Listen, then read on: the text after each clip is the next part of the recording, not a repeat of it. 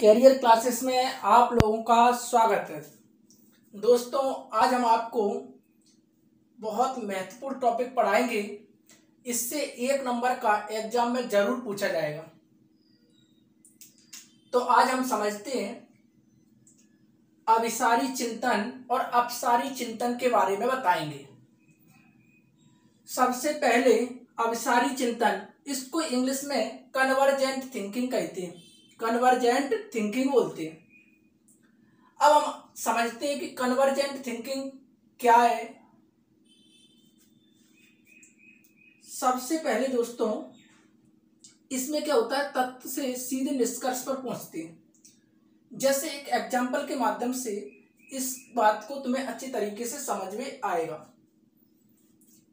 और इसकी दूसरी महत्वपूर्ण विशेषता है, इसका हमेशा वन आंसर होता है, माने एक उत्तर होता है। और कन्वर्जेंट थिंकिंग प्रतिभाशाली बालक करते हैं। कौन करते हैं? प्रतिभाशाली बालक। अर्थात प्रतिभाशाली बालक कन्वर्जेंट थिंकिंग करते हैं। और इसमें क्या है, बद्ध अंत प्रश्न होते हैं। इंग्लिश में बोलते हैं क्लोज एंडेड क्वेश्चन। तो क्लोज एंडेड क्वेश्चन किस थिंकिंग के अंतर्गत आते हैं, एग्जाम में पूछा जाता है, तो कन्वर्जेंट थिंकिंग के अंतर्गत आते हैं। अब हम इसको समझते हैं एग्जाम्पल से। कन्वर्जेंट थिंकिंग अच्छी तरीके से समझ में आएगी।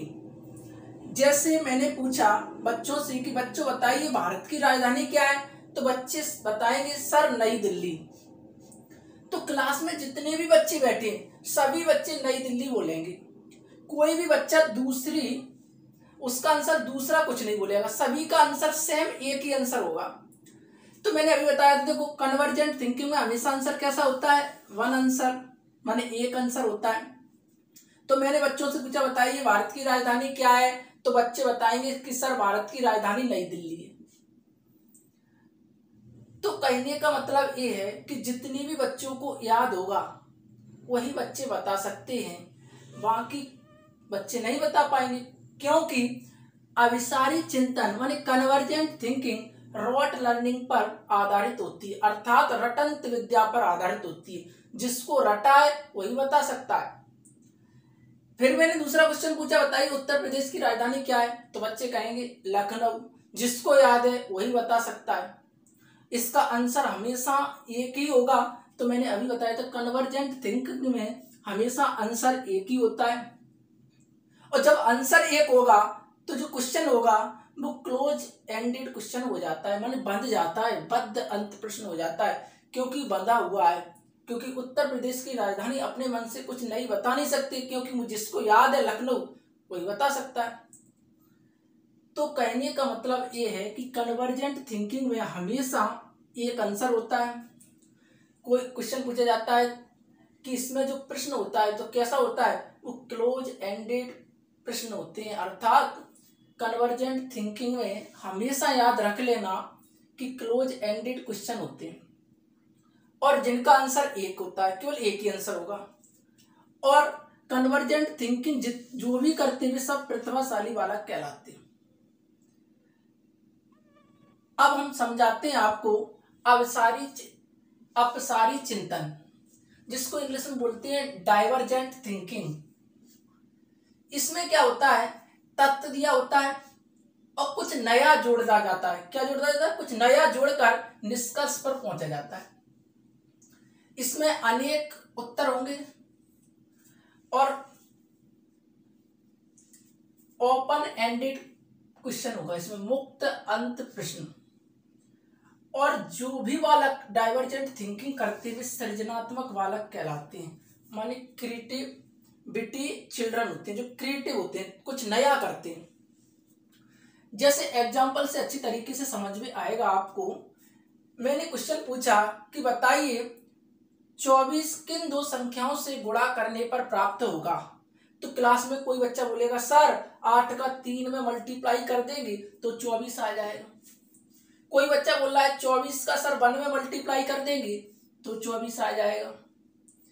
कोई बच्चा बोल रहा है सर 6 का मल्टीप्लाई 4 में करेंगे तो 24 आ जाएगा।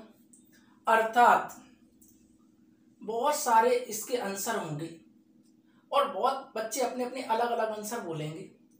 माने इसमें क्या है, डाइवर्जेंट थिंकिंग में कुछ नया सोचना पड़ता है। हर बच्चा कुछ नया सोचेगा, कुछ नए तरीके से आंसर देने की कोशिश करेगा।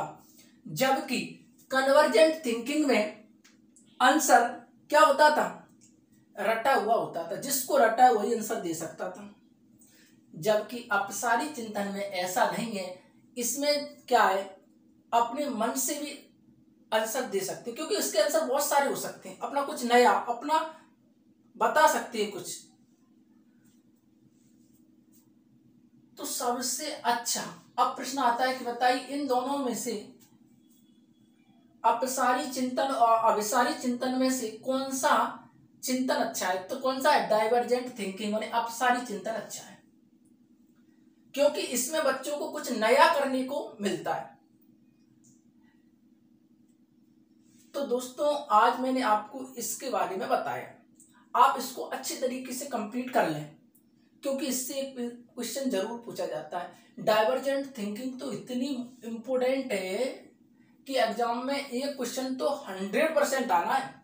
क्यों इंपॉर्टेंट है, क्योंकि उसमें इसके माध्यम से आपको बताया जाता है कि आप जब एक टीचर बन जाएंगे तो आप हमेशा बच्चों को डाइवर्जेंट थिंकिंग के माध्यम से पढ़ाना, ना कि कन्वर्जेंट थिंकिंग के माध्यम से।